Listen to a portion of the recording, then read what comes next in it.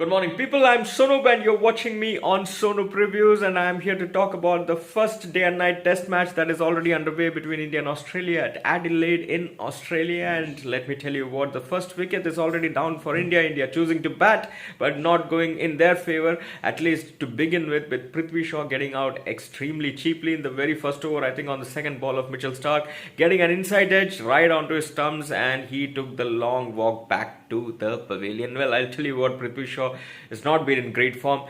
Starting with IPL, not really scoring runs very quickly there in the 2020 format, and then coming into the test match, the longer format of the game, even he was not in great form in the practice match as well, and carrying that dismal form into the first day and night match. It has not gone down well for him. At least I think he will have to practice extra hard if he wants to cement his place in the team, because there is a lot of competition with Rohit Sharma back in the team from the next match.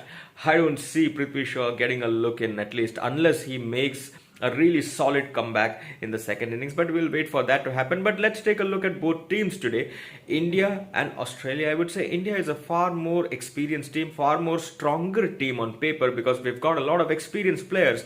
Take a look at our batting lineup. You have Virat Kohli, you have Pujara, you have Ajinkya Rahane. They've also gone with Vihari, and then of course Saha can bat. We saw that in IPL. So a strong batting lineup and good bowling unit with Jasprit Bumrah, Mohammad Shami, Umesh Yadav gets a look in, and then of course R. Ashwin. They have not gone with Ravindra Jadeja, and of course Kuldeep Yadav also sitting back in the pavilion, which means based on experience, I would say India has the edge. But if you take a look at Australia's solid bowling lineup, Nathan Lyon, you have Pat Cummins, you have Mitchell Starc, who of course gave the early breakthrough, has been really bowling very well, and of course Josh Hazlewood also right on the money. But a little bit of inexperience creeping in as far as the batting lineup goes of Australia. I would say the big gun is of course Steve Smith. Right up there, he will have to take the responsibility to play that longer innings should Australia lose a wicket early in the innings. And then of course you have Matthew Wade, who I really liked. He's a complete solid David Warner kind of a player. Of course Warner missing out in this particular game. And then who else do we have? Tim Payne, the captain.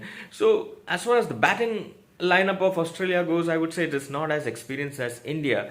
But then of course cricket is a game of glorious uncertainties. On a particular day, the team that plays the best will win. Well, of course, all the best to both teams. And who would I like to see win this game? The day and night game, of course, our own India. Let's see how the game goes. I will, of course, be back with more post-match analysis as and when time permits. And, of course, more than time, as and when the intervals happen in this day and night match. Should be interesting. The pink ball, swinging a little, seeming a little. Looks like an interesting game that is already poised very gingerly for the moment after India lost its first wicket. What is your take on the game? Let me know in the comment box for the moment. Ta-ta.